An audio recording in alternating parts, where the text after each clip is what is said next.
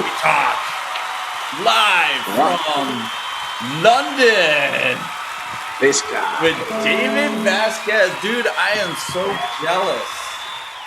Don't be jealous. Actually, you should be jealous. The weather is beautiful. People are in a good mood. Yeah. They're out and about. It's Friday afternoon, and the smart cities are working if Bill Pugh ever shows up. Oh my God. No, seriously. London is my favorite city. And the first time I went was when I was with UST Global, and it was for this project I was doing for Aviva investors. So it was really interesting. It was like ITSM, helping them with their ITSM processes. So all this predecessor to CI/CD pipelines and DevOps, and helping them with all that stuff. And hey, Andrea, how's it going? Well, how are you? Great. And so, yeah, I'm just sharing a little bit of my London history with David. And so here, the thing is I remember getting the assignment and going, "Oh my God, London, UK." It's like, this has got You to lived in London?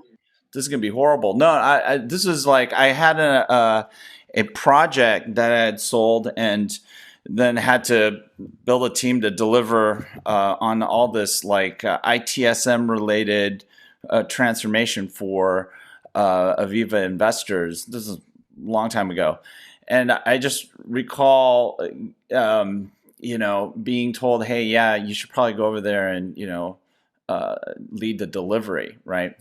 I'm like, oh God, it's like I don't want to be stuck in London for 3 months, right? And it's like it's going to be horrible food, a bunch of people with bad teeth, and it's going to be boring as hell. What am I going to do, right? It's just going to be friggin' horrible. And Please redeem yourself from all these horrible comments. Oh yeah, no, I will. I will. Oh, trust me, man. Well, there's a reason why I call it my favorite city in all the world, right? But I get there. I took my guitar because I'm going to be so bored. Just going to probably have to take my guitar and just noodle around and keep myself company, and hopefully it's not going to be a miserable experience. And a lot of I think there's a lot of American stereotypes about the UK that are just a little bit twisted. And not only do they have great food, and so people who tell me, "Oh, the food in London is terrible," I say, where the hell did you go? Not true. Yeah. Yeah, it's like you have to be crazy. If you go to London and you think the food is terrible, you should hang out with me, and I'll show you a couple places that will blow your mind, right? And then, luckily I had taken my guitar there because, I can't spend more than like a few days without playing guitar. And they have this amazing, amazing music scene there. And, especially for blues, roots music, you go there. And, in the US, if you go to a blues club or for, a blues jam or whatever, it's just a bunch of old people, right? There, you have like these young kids, and if you go to Camden Town, they used to have this a blues joint there called the blues something. Anyways, it was a big club. On Tuesday nights, they had a blues jam, and you'd have some of these great blues players show up, but a lot of college kids going up and singing straight up blues, old school blues. And so if you ever wonder why there's so much talent that comes out of the UK, like guys, folks like Adele, she's incredible. I don't know if you guys are a fan or not. Oh yeah, Amy Winehouse. Amy Winehouse. I was thinking about her. Yeah. All these artists have just profound roots, backgrounds. They just dig on the old school stuff, and that's why they're so good. They have soul. And so yeah, and then people were friendly, and I had a great time. So, anyways, that's my London story. I probably went on way too long with that. I have one word for you, and that is Nando's. That's all you need to know. What? Nando's in London, the What's chain. that? What is that? Man, you're gonna have to come back and find out. Okay. Or let our followers tell you about the Nando's Nando's? late night eater. Yeah. Oh, okay. Yeah. David, are you in London now? Yeah. Yes. I am in Shoreditch for the week, and oh, you're in Shoreditch. yeah, dude. Man, I'm, trying to hang out with the young people here. Yeah, go and check it out, dude. How do you even go to sleep? It's like it's rocking there until like 5 a.m. in the morning. It's like it's silly, you know. We are staying at a nice establishment. Oh, okay. I guess you're on vacation, right? You're on vacation? No, I'm on the no, I'm working. It's the last leg, so I'm working. Just got a bunch of calls. I have some more after talking to you guys. Oh, okay.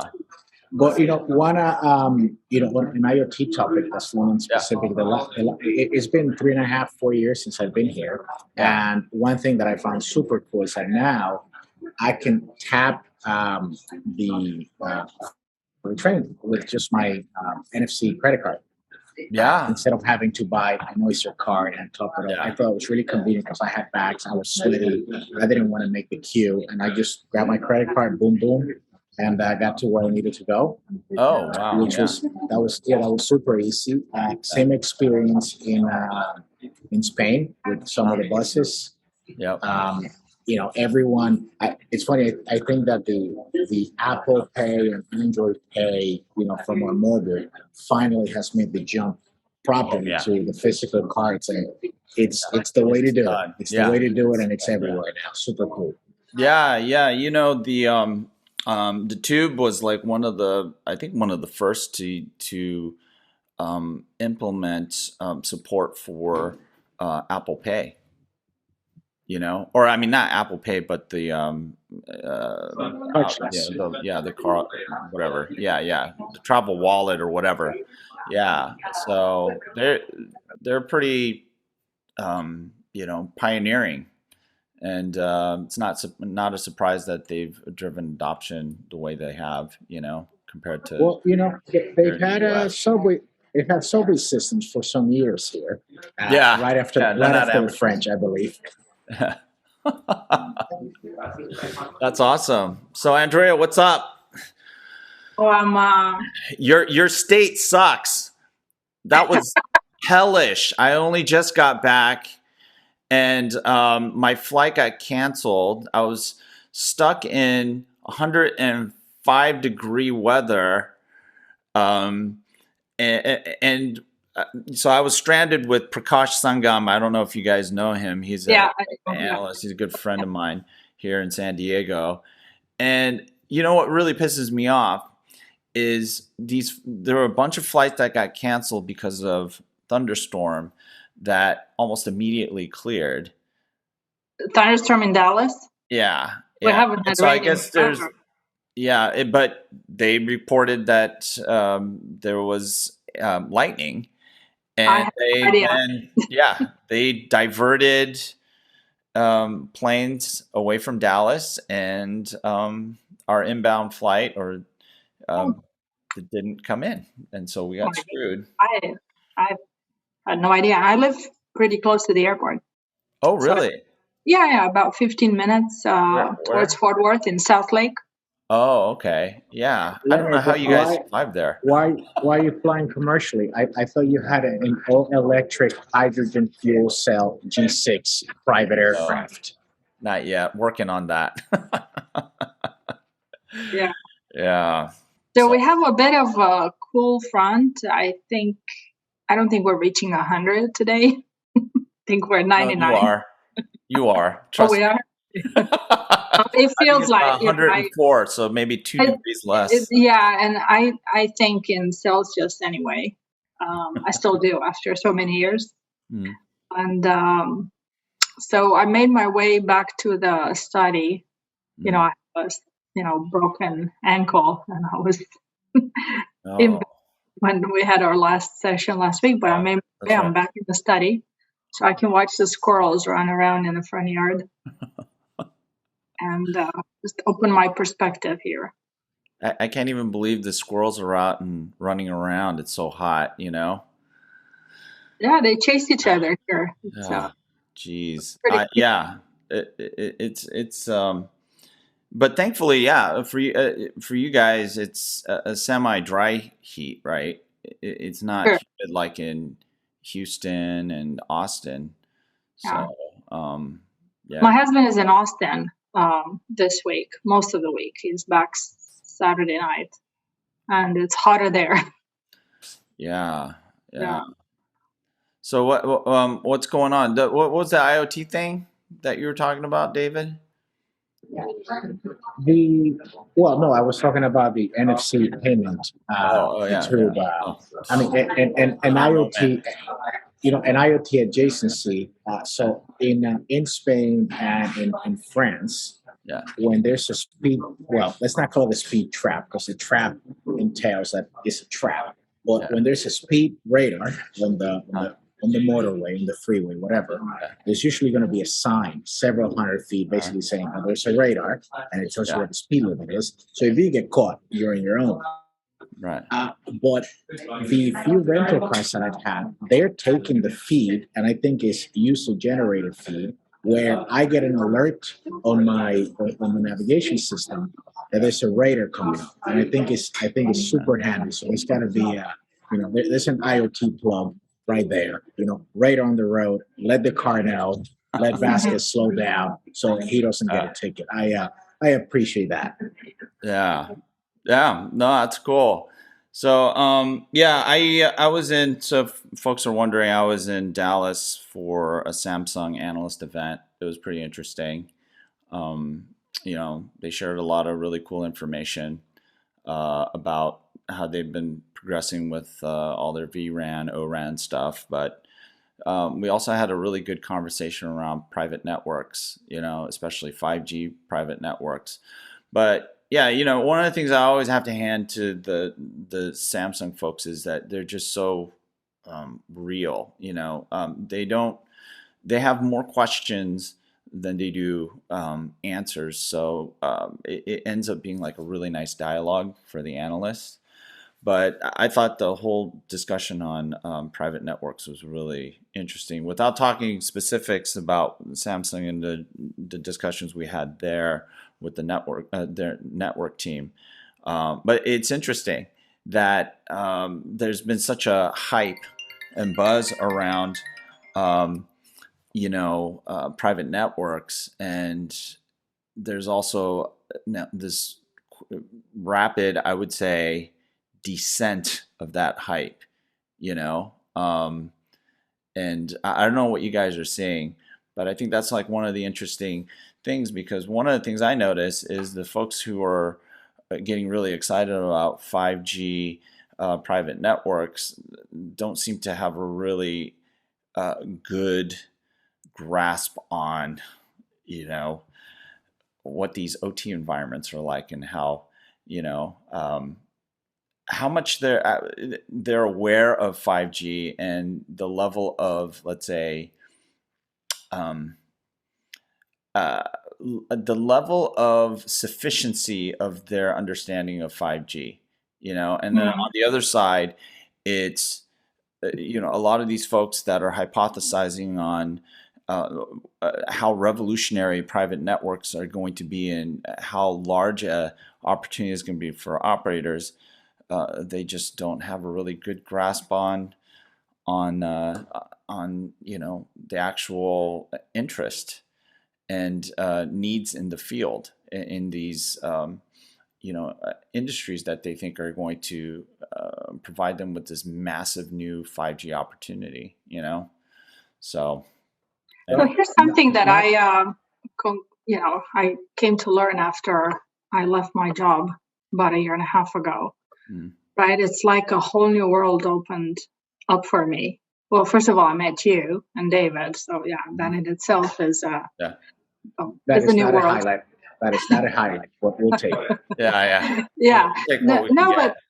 But seriously, you work in corporation and you sell for them and you know the product line. I mean, I knew the product line and I knew the services line second to none. Amongst salespeople, they don't normally know anywhere close to how I knew. Yeah. And then I leave and I realize how much more is out there in terms of not just selling to the telecom operators, but how the telecom operators are going to, I don't want to use the word monetize because it's a buzzword, but how the operators, what are they going to do with that technology? Yeah. And there are so many things we never talked about. So imagine this. I'm an electrical engineer, highly technical. I work in telecom, and we never discuss OT. Yeah. Yeah. I'm serious. Like when I started hanging out with people in Clubhouse and Industry 4.0, one of the first things I learned was about OT. And I was just fascinated with that. Yeah. Because to me, IT was, our internal IT system in the telecom company, the email system and all that, which we complained about all the time. But OT was just a new term, right? Yeah. And I know I'm not alone in that. So now, you're not. Yeah. No. So now when, it comes to how is this technology going to be used in manufacturing? It's so easy to talk about it. That's why in my emails to you a couple of days ago, I was saying, in a way, I'm starting to feel like 5G is still a hype. Yeah. I mean, it is, but then it's also being, the disappointment has, I think, created a level of disinterest in it that is not good. And I've actually told a few of my clients that you really need to start figuring out how to have practical, sensible conversation about the technology. And so it's urgent because you know what? When you talk to some of the customers of OT, industrial technology companies, these guys, they have, number one, they're really not interested in hearing about 5G anymore, right? I think we mentioned last time, a lot of these private network, 5G private network POCs are not demonstrating necessarily the potential of 5G. In fact, what they're doing, given the current state, right, which is, you're barely getting release 16 features out there, you're actually setting the technology up for disappointment. And so, and one of the things that I told one of my clients is that, look, man, you guys have to really get real and don't pump this hype. Set the right expectations when you do POC. Demonstrate a differentiated capability. Don't make it like a Wi-Fi versus, you're never going to replace Wi-Fi. Wi-Fi is going to have its role. You can talk shit about it all day long. Totally. It's there, they're just going to use it. And the thing is they're not going to sit there and pay for and operate another wireless comms infrastructure that just pretty much just does a little bit more than those guys, the Wi-Fi guys. Let me start disagreeing with you for a minute here. Yes, please. So first things first. So I agree with Andrew's comment that IT people don't know OT. Okay, we beat that horse, but it's right. But here's the thing.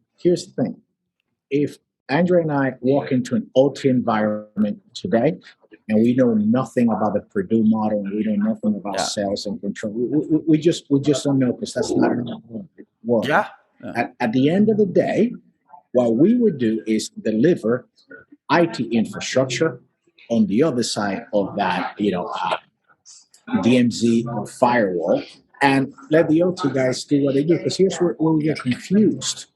When we talk about connectivity, that word has a very different meaning to a telco person and an industrial control systems engineer. Yeah. Because if I'm on this side, no, I'm talking about POC into an IO, into an HMI, not a thing talking to an access point or a SIM card and has an IP address. So we have done a disservice to ourselves that we've come in really, really cocky from an IT side, not realizing that we don't know jack about OT. But an IT professional, whether it's 5G or Wi-Fi or whatever you're delivering there, you could in fact deliver great infrastructure for an OT environment without knowing OT, but you just have to partner properly for the division of labor. So that's one thing. Specific to 5G, and again, not giving always as usual my personal opinion. I'm with you, Leonard, that those people are saying that it's going to replace Wi-Fi. Those people just need to get kicked out of the meeting immediately. Finish that sentence, storm the door. But the play is that we know Wi-Fi's challenges, and we know what those challenges are inside of a plant. So keep it simple, private 5G people. You've got this problem. I'm going to bring this kit. I'm going to solve the connectivity problem, and I'll make it just like Wi-Fi. That's it. That's it. But let's quantify that there's a problem that you would actually pay for to fix those gaps, right? And you can do that day one. Now, where it gets dicey is great. Where are the devices I'm going to connect to this? Yeah. And that's the other big problem. Yeah, that's the other problem. But in terms of selling the value of 5G, ensuring that you are demonstrating differentiated capabilities. I don't think we're really disagreeing much at all. But the thing is that when you go and you do the POCs, make sure, like you said, address a problem, an existing problem, look at the deficiencies, but then the hope is that you quote unquote make it like Wi-Fi, but that shouldn't be that's a nice to have, right?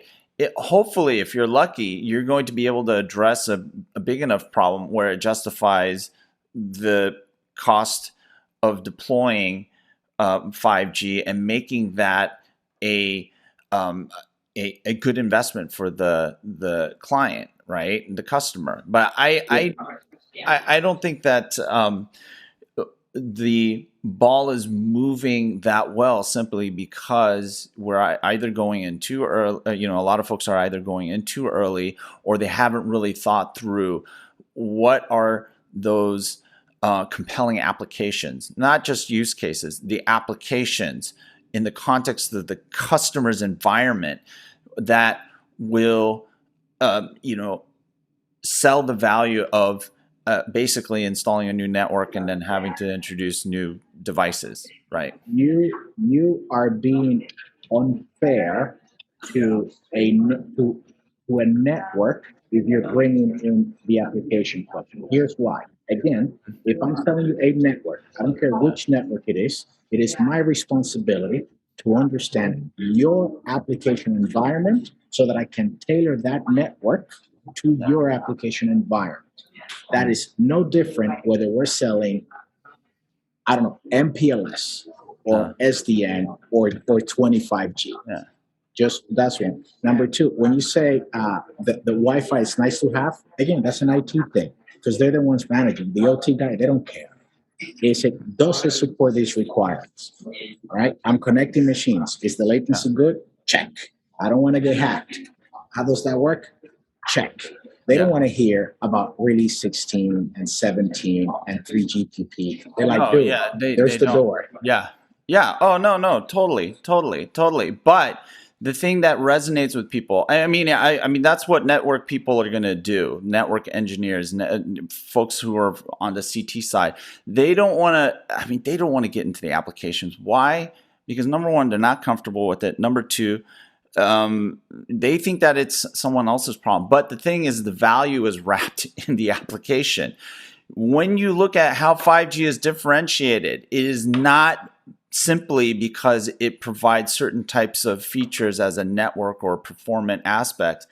It's that it enables certain types of applications that hopefully aren't possible with other alternative technologies, whether you're looking at the LP-WAN stuff or the more critical, the critical connectivity stuff or critical applications. Let's call it critical applications, because the bottom line is if you try to go in there and sell just a network, you're going to have a really hard time figuring out what the business case is, and who the friggin' hell are you going to be selling to at that level? It's a person that just wants an easy button. But we all know 5G private deployments, especially if you try to do anything remotely critical, is not a friggin' easy button deployment, right? Regardless of how much shit you stick up in the cloud for administration and provisioning and all this stuff.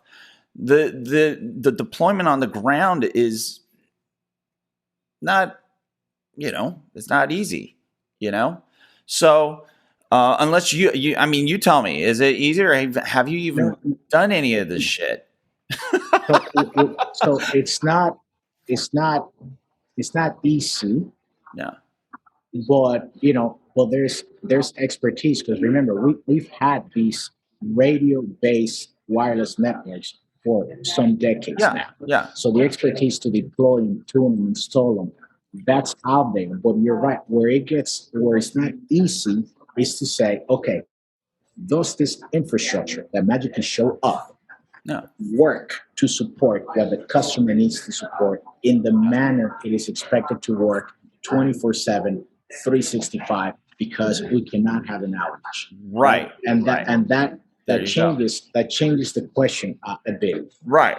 And then what drives the requirements for that? It's the non-functional requirements of the application. And then so the innovation discussion you're going to be having is, here's the differentiating capabilities. Well, and level one is, this is how 5G can solve existing problems or deficiencies and alternatives. Then there's the stuff that pushes the envelope of what you can do, which is like the really nice stuff, right?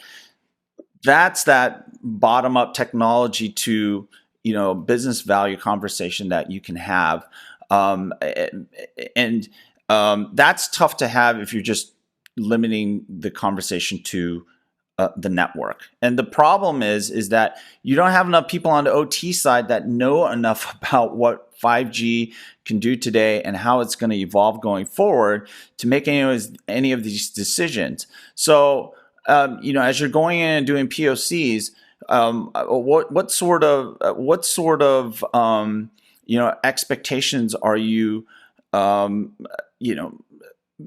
bringing to the table, and what are you validating? And so if a lot of these things are not compelling, again, you're doing a POC that really doesn't, at the end of the day, impress anybody. And that's one of the big risks and issues that I see happening. And then, as we talk about IoT and the role of 5G in impacting IoT, you talk about just dovetailing into, another POC hell cycle. That's how that's going to happen. You know what I'm saying? People aren't going to, people may not even give 5G another look. They might just say, this is just all BS. I think if it's not done right, then deservedly so. But you'd be surprised how because of it, the connectivity being inherent to these private networks, you'd be surprised how many of these conversations either begin with or get into a coverage area that is insufficient or completely unavailable. And when you're talking to a customer that's got millions of square feet of stuff, indoor or outdoor, and you're able to say, well, listen, you have the devices, you have the application, you have the business case, but none of this crap works over there. We're going to bring this thing, and they're like, okay, we are listening. And those POCs move faster because what are you demonstrating? You're demonstrating that you're extending coverage, that it is secure, that you can manage. Those go super quickly. A little bit slower is the other things, because look, again, it's I went on from roaming on voter Orange to whatever I'm roaming on. They don't really notice. It just would, right? So unless you are on the on the IT side tied to the infrastructure, the reality is that we need to get over the fact that there's only a handful of our customers, of telco customers or infrastructure customers, that truly understand the criticality of the stuff that you're bringing in, and we should be happy with that because they're the ones signing checks. I was reading the other day about on the topic of private networks, about the leader in selling private networks, which vendor that is. The majority of networks they sold are actually 4G. Yeah. And the great majority. So I'm super curious as to how they anchored that sale, right? What was the value? Because, if you're selling 4G private network 5 years ago, it's one thing. Selling it now, completely different thing to me, right? In terms of what do you want to do with it, capabilities, goals, and so on. So I'm super curious how those customers are using the private networks. Funny that I'm taking the fifth and I have to drop off anyway. Yes.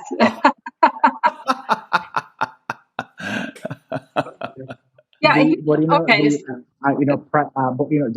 Jokes aside, these private networks, LT or 5G, whatever. Let's just say LT. They make a great parallel network for a gazillion things. Where it's just it's easy. It's either the easy button. Now, easy could be faster, or more flexible, or sometimes some easy could just be cheaper. So I'm not surprised of how many of these are LTE only from who. It's great, they work great, but a lot of them are just set up in parallel. I think that very few have forklifted something else, and that's also okay, because again, those of us that are talking to customers, you realize that, look, these networks are going to coexist with other networks. So it makes quite a bit of sense to just have this network for something else. And so anyway, customers are seeing value, but not getting into the weeds of that. Not what we're but recording. interesting point, because also as you were talking, I started thinking that LTE is super mature, right? Yeah. And it takes a long time to get the technology to be so trustworthy that you invest in it in a private environment, right? In a manufacturing facility. So I see your point. Yeah. And then the modules too, right? Exactly. I mean, that's what a lot of it boils down to that. But again, in order for 5G to differentiate itself against alternatives, and LTE being one of them, it's how are you POCing? What is it that you're going to be demonstrating, or what can you demonstrate? And it's pretty obvious that there isn't a lot of differentiated value being demonstrated, because there is a lot of investment in, if you want to go cellular, you're going LTE. I mean, that is now a industry reality. There's very few 5G private network deployments. So that's true, but it is easy for you to have a private LTE core and upgrade to 5G. Now, again, depending when you made that purchase, right? But we know that easy to upgrade the core, the radios are compatible, so that is easy. Now, why will you do that? I mean, then the answer has to lie in capability, right? What is the differentiator? And if I have LTE in my factory today and it works for 1 through 10, but then there's some things that are latency sensitive, where I need whatever it is that I need. I might say, okay, for this thing to work, I need release 17 to be super mature, and I need ultra reliable, low latency. Therefore, I'm going, and I have a business case, for whatever. You also have with I might have mentioned this the last time I was talking to you guys, with Siemens. And it's public. They're doing their own stuff with 5G, and they have released a device that is offering Profinet and OTC UA over the air. I think that's also going to drive things. If you're a manufacturing outfit, And every time you have to reconfigure, you have all these things to connect. And here you have this vendor who, by the way, owns like, I don't know, 30% of the embedded base. You're going to listen to these guys because you can go, oh shit, I don't have to wire all this. And that will also drive business cases to go from LTE to 5G. Yeah, no, I mean, and it's true. But having spoken to folks at Siemens, they're also very practical about the 5G in general, right?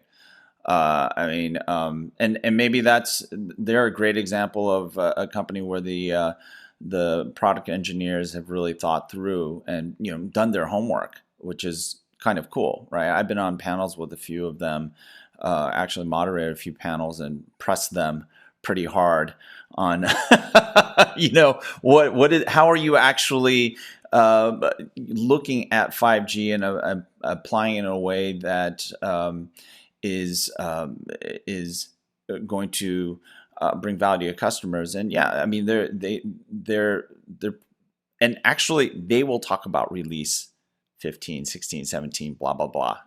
I mean, they have a pretty good grasp of the roadmap. But even they have a challenge now going to their customers and then, selling the value of a private network, right? And that's a different story. I mean, the hope is that you have the guys at Siemens being able to, come to the table, industry specific or even customer specific value propositions to wrap a POC around so that they can maybe help their customers understand, number one, the differentiated capabilities that 5G enables, and then sell the value of the network, right? It's super intriguing because here you have an industrial behemoth, right? Which obviously with incredible technology, incredible embedded base, truly global. I mean, they make a lot of the things that we take for granted run, and now they've made this jump into an area that is not their core expertise, right? Because they're trying to just pull it through.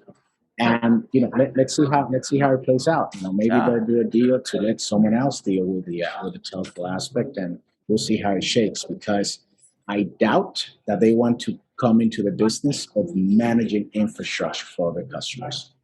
Well, I mean, you know what? I mean, if all this like XAS kind of crap starts to, infiltrate their mindset and how they want to go to market, I mean, it could. You never know. Or they'll partner. Something might happen. The question is who's going to lead. But the thing is the network will be a key enabler, no doubt, right? Because whatever solution they're bringing to the table, the mobile wireless solution is going to require require the network, the acumen to actually deploy it to support the non-functional requirements of the applications. So, somebody's got to take the lead, and whether or not they're going to be commercial lead plus delivery and service management lead, there's a lot of options. Maybe I hope that in our lifetime we see the machine OEMs leveraging technology 5G or otherwise, right? Where a factory, because so many things could securely and reliably talk to each other, that we're able to just get leaps and bounds in how we manufacture things. Like we could be more modular because maybe things don't have to be all grouped together in the same bin. Yeah. If the small manufacturer could retool quicker because they don't have to recalibrate everything by just moving 10 feet and then having to run cable. I hope and I think that we will see them in our lifetime. Well, that entails that the connectivity paradigm that has existed since forever has to change, and we'll see what it is. I'm going to leave you with some pipe right there, Leonard and Andreea. Yeah, dude, you just made a light bulb go off. Yeah. With all this talk of AGVs and crap like that, and using 5G to connect, these robots and stuff, which don't really need 5G for, their purpose anyway. Just how about like mobile workstations and, equipment that you roll around? They're on casters, and you just reconfigure your shop floor that way.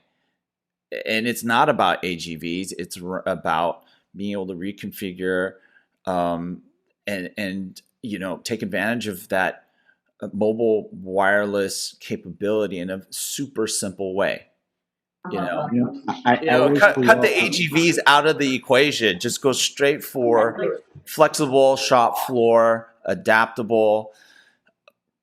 Boom, and it still capitalizes on the benefits of 5G. In fact, it depends on it. You know what I'm saying? But it's a great capability, fundamental capability to have. You know what? Maybe Siemens would get this right, because what would be we're always talking about the killer app, right? Mm-hmm. And I think if someone wants to get a clear business understanding on from a small to medium to large manufacturer, like what is the cost to the business to stop production, to recalibrate something, just that, and do it again, small, medium, large, and be able to say, like, we can help you do that quicker, which means you start production quicker. But again, many things have to be true in order for that to happen. Oh yeah, hopefully, sure. And I have to drop off, guys. I'm sorry, but I got to jet to this other thing. Okay. Good seeing you. All right. Good seeing you too. Yeah. Enjoy London, I'll be back home next week. I will. Have fun. Peace. Have fun in London. Cheers. Have fun. Thank you, guys. Cheers. See ya. So it's just you and me. Yeah. Where's everybody else? Oh, I don't know. This is an odd day, and I'm completely sleep deprived. I got like 3 hours of sleep last night. So yeah, I'm pretty ruined. Pretty ruined, yeah. Yeah. So, but anyways, yeah, it's a lot of this whole private 5G thing is going to be a slog. It's not easy. And I don't know what I mean. Have you heard anything else? No, I mean, I hear what you hear, or less than what you hear, right? Because you go to all these events. Yeah. Well, I don't. So a lot of what I talk about is stuff I imagine, actually, or stuff I foresee, or things of this sort. Mm-hmm. So one of the thoughts I've had is about when we talk about the semiconductor industry and coming back to America and semiconductor jobs in America, whether they're American companies or foreign companies like Samsung building here. Yeah. They're not building the same kind of factories, or they shouldn't be building the same factories that they built the last time they were here. In the past. So I'm curious about what these factories look like now, that take into account the latest and greatest developments in technology, 4G, 5G included, and how they envision, because these are shop floors that have to look much different than in the past, have to be a lot more efficient. Because they left America, factories left America for a reason. It was expensive. Yeah. Okay? Or they were cheaper. So, it's more like there were cheaper places to. There were cheaper places because of how much they were paying the workforce. Yeah, simple as that. Cheaper from that point of view, and the rent, right, on the lease on facilities and all that. Yeah. But how will these factory layouts be done now in order to, make it financially worthwhile to bring these jobs back? Yeah, no, I think you bring up a really great point, and that's where I think, I'm doing a lot these days on this topic of technology leadership and techno-economic leadership, and this really sort of difficult geopolitical climate. And one of the things that I think is grossly missing from the U.S. policy is a clear plan for industrial modernization. Mm-hmm. There really isn't one. There isn't think about it. Yeah, we talk about STEM all day, but where's the real investment in the cultural shift that has to happen to get young folks committed to these disciplines, right? Engineering, science, mathematics, these disciplines that are not only difficult for most folks, but are significantly lacking, in the U.S. outside of our what do you call it? Outside of our universities and colleges. I mean, math teaching capabilities are not first rate, compared to like those in Asia. They've never been, though. And a lot of places in Europe. But they've never been. So I remember, I immigrated to US 30 plus years ago. Yeah.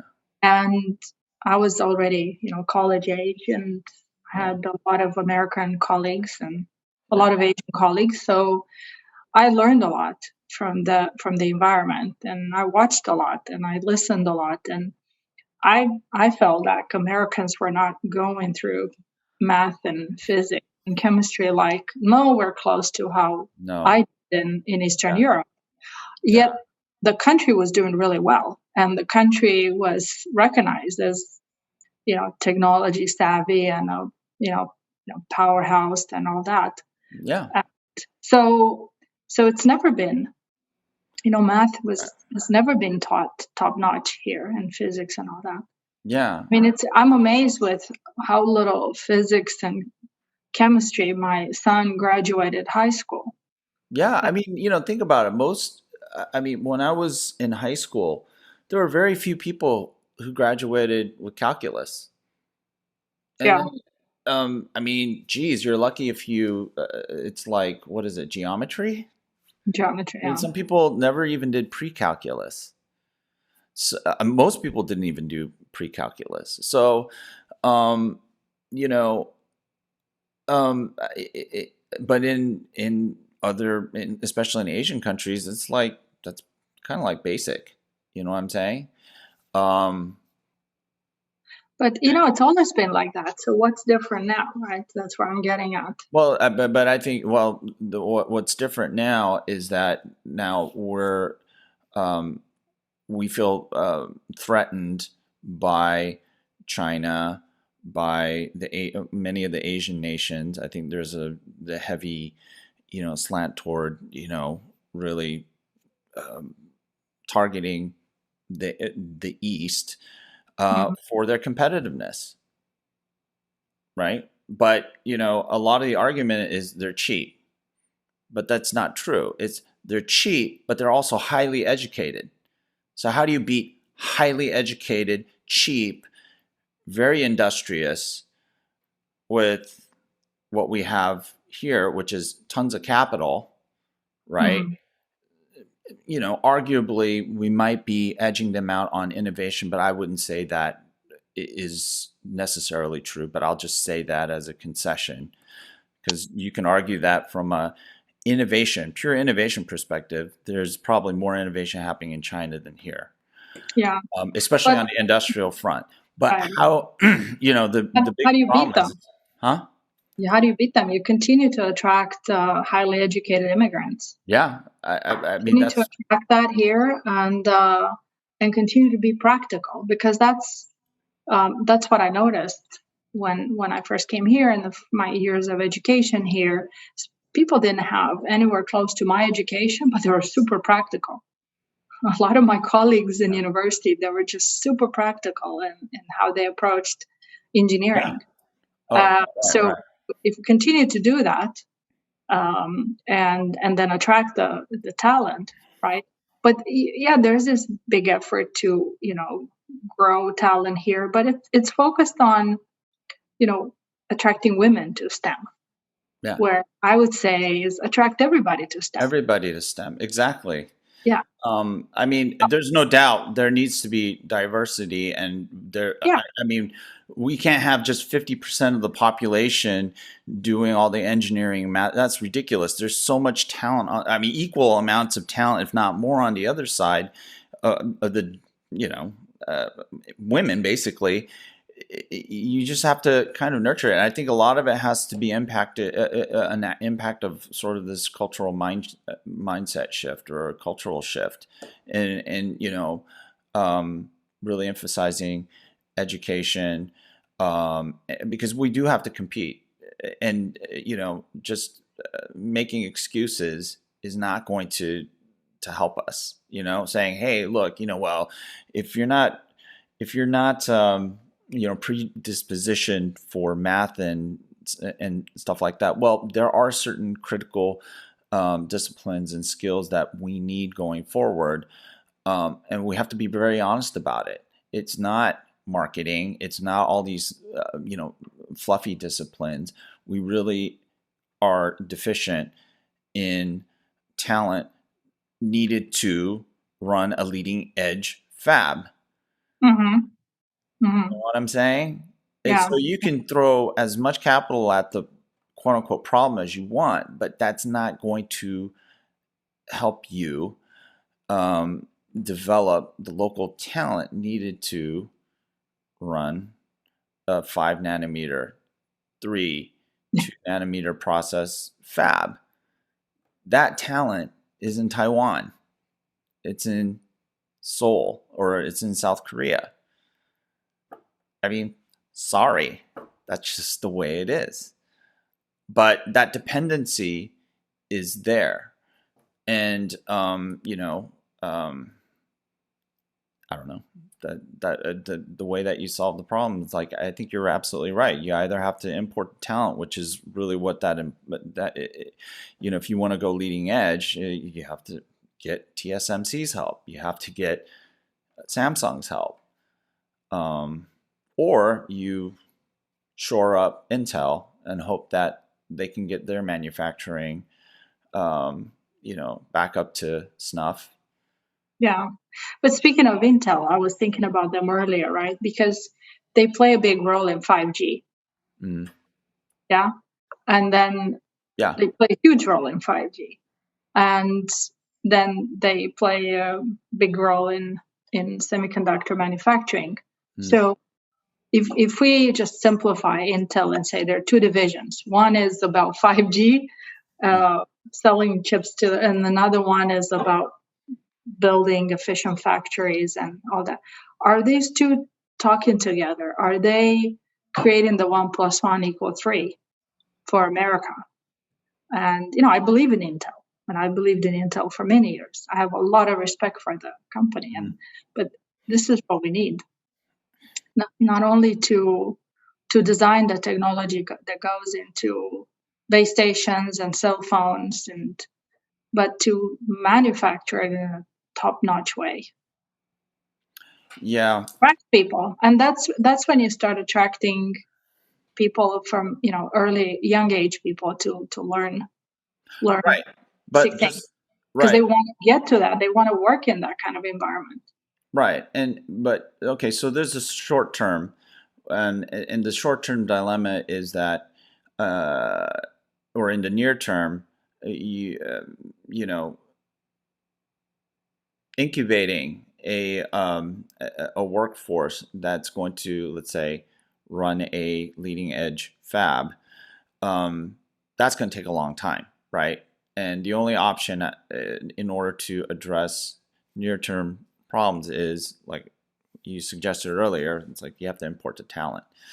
Longer term, though, for long-term competitiveness, we have to have an honest discussion. But again, going back to what I was saying before, is this whole policy around modernization has to be much more robust and aggressive than what we've seen so far.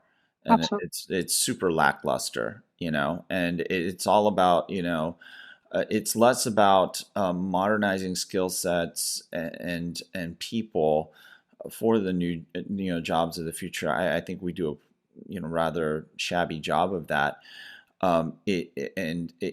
There's too much focus on how do we preserve existing industries in their current state, and there has to be a super aggressive priority on modernization, because that's what China does. They're not about how do we sit there and remain an agricultural economy. They're looking, they're doing what South Korea did. Look at what South Korea did. They went from being the poorest country, one of the poorest countries in the world, to being what they are today Incredible. in record time. And it's not because they sat there and said, oh, we're going to continue to fund old industries and keep the status quo and stick with steel. They went to shipbuilding, they went to semiconductors, electronics, and then now they're basically known as one of the leading technology economies in the world. So how do you do that, and what do we need to do in order to compete with that? Yeah, and kind of my last point here, I think we need to come to terms with hardware versus software, because a lot of what South Korea is done and is known for is hardware related, right? In this country, it's all about software. You get paid, in your 20s, 250,000 if you work for Google in Austin, write software for Google. Whereas hardware engineers, they may work a lifetime, close to retirement, they'll still won't be making that kind of money. I think that's where we lose big time. Yeah, but you're right. And the irony is that as much as everyone has said that software is eating the world, you have to have hardware to run it on, and hardware is becoming more critical and actually diverse. Even though we think that is more, becoming more homogenous and standardized, it's actually not. Not true. Yes. Yeah. Exactly. It's becoming, we now are seeing the trend of like custom designed SoCs. All these things they're not standard necessarily. No. And remember that a long time ago when firmware was talked about as being hardware, right? Now it's software. Yeah. So you get paid a lot more to write firmware than to design and manufacture the hardware. Yeah. Because firmware is software. So those kind of things. And maybe I'm exaggerating a bit, but I think you get the gist on that hardware software reconciliation of how we see the value and how we value the talent and the hard work.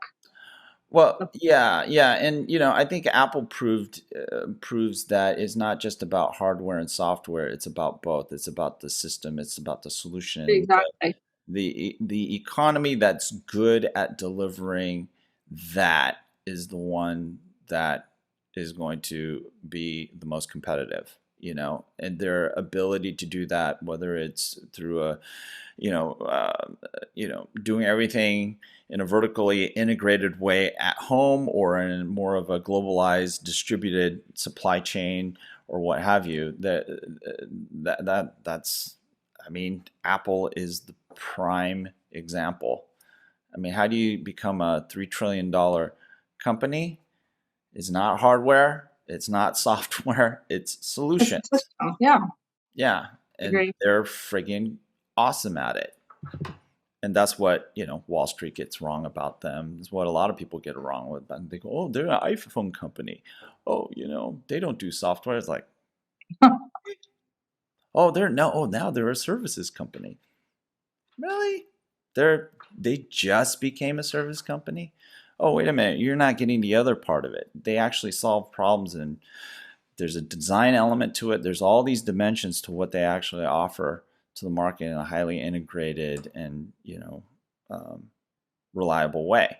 It's not perfect, but geez, what company is perfect? You know what I'm saying?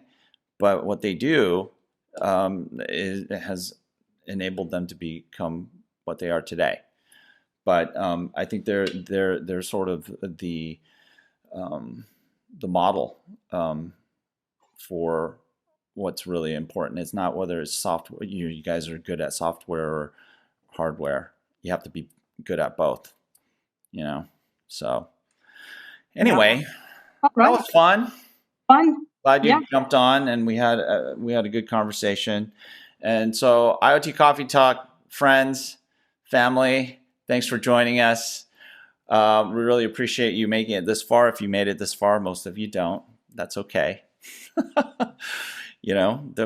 We shared a great nugget at the end, so if you missed out on it, too bad.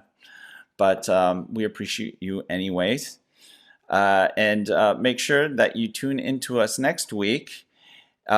Same bat channel, same bat time. And remember to like, subscribe, and follow us at www.iotcoffee.com. And we are out of here. Out of here. Yeah, Andrea. See you. Take care. Bye. Bye.